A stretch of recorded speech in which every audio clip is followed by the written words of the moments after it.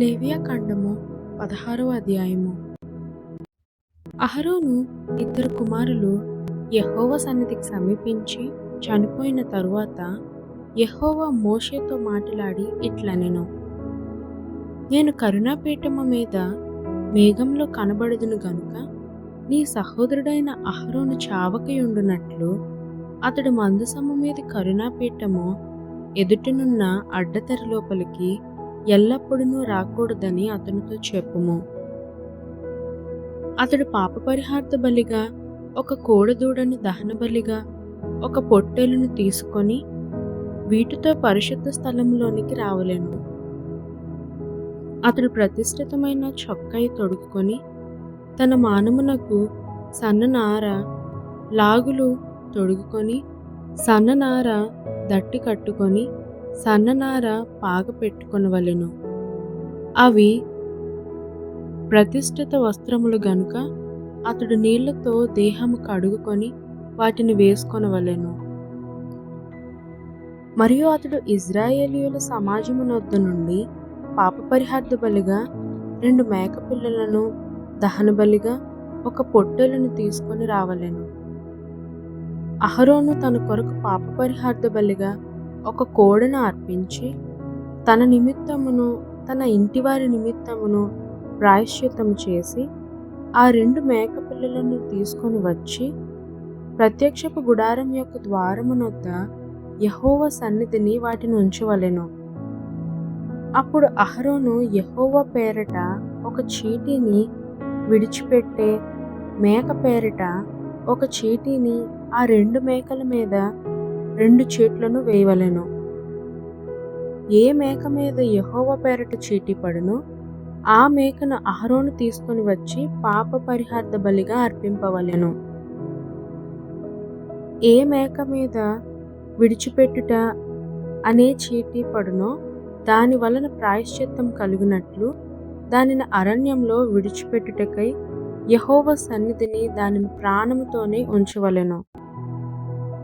అప్పుడు అహరోను పాప పరిహార్థ బలియగు ఆ కోడెను తీసుకొని వచ్చి తన నిమిత్తమును తన ఇంటివారి నిమిత్తమును ప్రాయశ్చిత్తము చేసుకొనవలెను.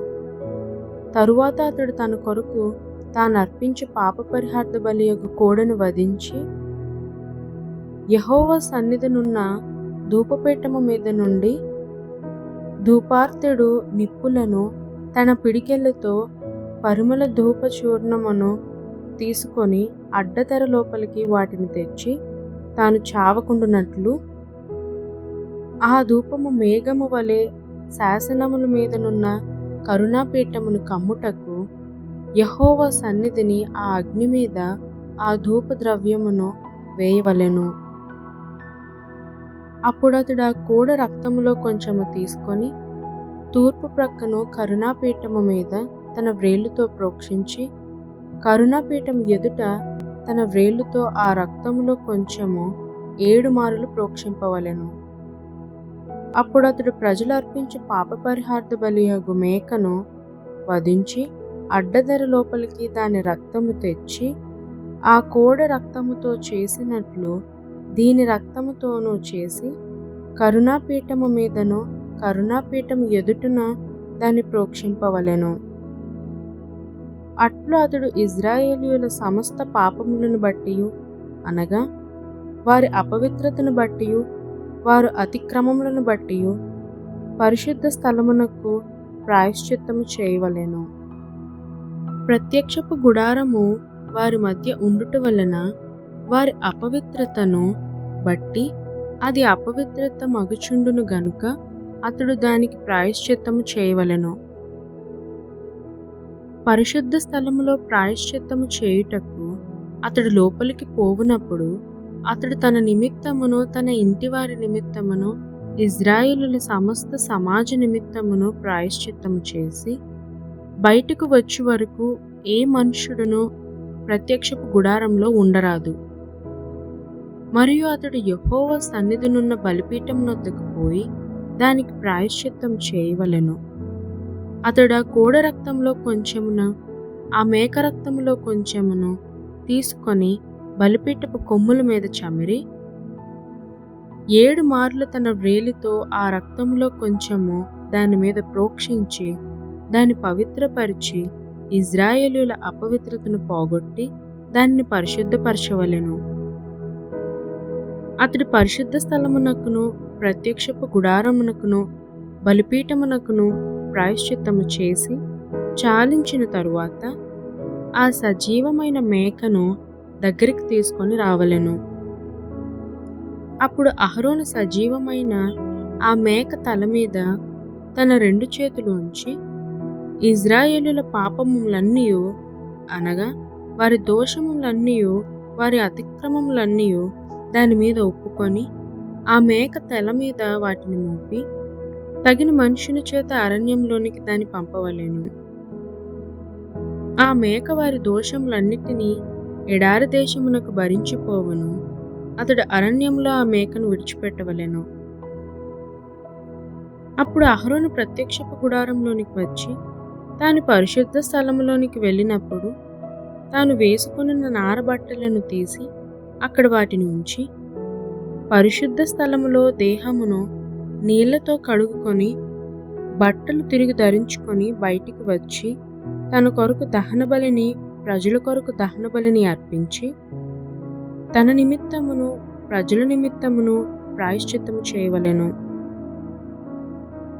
పాప పరిహార్థ బలి పశువు యొక్క క్రొవ్వును బలిపీఠము మీద దహింపవలెను.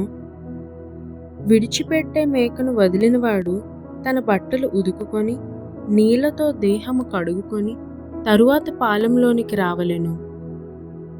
పరిశుద్ధ స్థలంలో ప్రాయశ్చిత్తము చేయుటకు వేటి రక్తము దాని లోపలికి తేబడును. పాప పరిహార్థ బలియగు ఆ కోడెను ఆ మేకను ఒకడి పాలెం వెలుపులోకి తీసుకొని పోవలెను. వాటి చర్మములను వాటి మాంసమును వాటి మలమును అగ్నితో కాల్చివేయవలెను.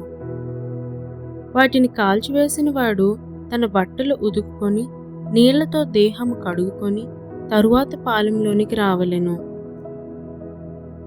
ఇది మీకు నిత్యమైన కట్టడ. స్వదేశులు గాని మీ మధ్య నుండి పరదేశులు గాని మీరందరూ 7వ నెల 10వ నాడు ఏ పనైనను చేయక మిమ్మను మీరు దుఃఖపరచుకొనవలెను. ఎలయనగా మీరు యెహోవా సన్నిధిని మీ సమస్త పాపముల నుండి పవిత్రులగునట్లు ఆ దినమున మిమ్ము పవిత్రపరచునట్లు మీ నిమిత్తము ప్రాయశ్చిత్తము చేయబడెను. అది మీకు మహా విశ్రాంతి దినము. మిమ్మను మీరు దుఃఖపరచుకొనవలెను. ఇది నిత్యమైన కట్టడ. ఎవరు తన తండ్రికి మారుగా యాజకుడగుటకై అభిషేకము పొంది తన్ను ప్రతిష్ఠించుకొనునో ఆ యాజకుడు ప్రాయశ్చిత్తము చేసుకొని నార వస్త్రములైన ప్రతిష్ఠిత వస్త్రములను ధరించుకొనవలెను.